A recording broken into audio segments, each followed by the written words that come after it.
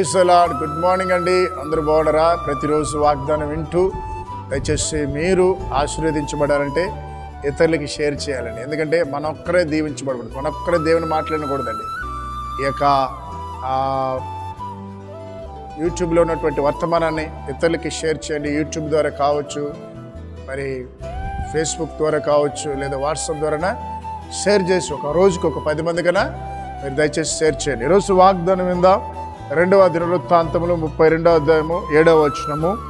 మీరు దిగులు పడకుడి, ధైర్యము విడవకుడి. ప్రియులారా, దిగులు పడకండి. ఉదయకాలంలో దిగులుతో లేచారు కదూ, ఏందిరా ఇల్లు కడుతున్నా కానీ డబ్బులు లేకుండా పని ఆగిపోయిందని. ఇదిగో మీ బిడ్డలకి సరైన సంబంధం దొరకకుండా వెతికి అలసిపోయి దిగులు పడుతున్నారు కాదు, ఇంకా నా కుమార్తెకి పెళ్ళి అవుతుందో లేదో, వయసు పైబడుతున్నదని. ఇదిగో చాలామంది దిగులు పడుతున్నారండి, నాకు ఒక సొంత ఇల్లు లేదే. ఇదిగో చాలామంది దిగులు పడుతున్నారు, ఇదిగో నాకున్న ఈ రోగము పోదేమో.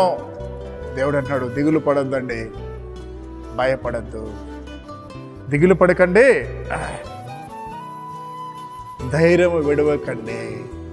ప్రియులారా, మనం ఏదైనా పోగొట్టుకోవచ్చు కానీ ధైర్యాన్ని పోగొట్టుకోవద్దు. నువ్వు ధైర్యంగా దేవుని పక్షాన నిలబడి దేవుని వైపు చూడండి. నీ దేవుడు, మన దేవుడు మనల్ని అన్యాయం చేసే దేవుడు కాదు, మనల్ని రోడ్డు మీద విడిచిపెట్టే దేవుడు కాదు, మనల్ని కష్టాలను వదిలిపెట్టే దేవుడు కాదు.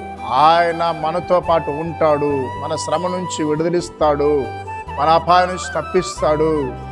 ఒకవేళ ఇప్పుడు ప్రస్తుతానికి దేవుడు శ్రమ అనుభవించినా కూడా ఆ శ్రమలో నీకు తోడున్నాడు. ఆయన ధైర్యం విడిచిపెట్టకండి. మీరు కలిగి ఉన్న పనిని ముందుకు నడిపించండి. దేవుడి ఉదయకాలన నువ్వు ప్రారంభించబోయే వ్యాపార విషయంలో ముందుకు సాగండి, నీ చదువులో ముందుకు సాగండి, వెనకడుకు వేయకండి. దైవ సేవకులారా, మీరు మందిరాన్ని నిర్మిస్తున్నారా, లేదా మందిరం స్థలం కొనాలని అడుగులు ముందుకేసారా, నీ దగ్గర డబ్బులు లేదా, ధైర్యం వహించి ముందుకు సాగండి. దేవుని యొక్క సహాయము నీకు మెండుగా ఉంటుంది. ప్రార్థించేద్దాం. తండ్రి, ఉదయకాలన వాగ్దానం విన్న బిడ్డలో మీరు అద్భుతాలు జరిగించమని ప్రార్థిస్తాం.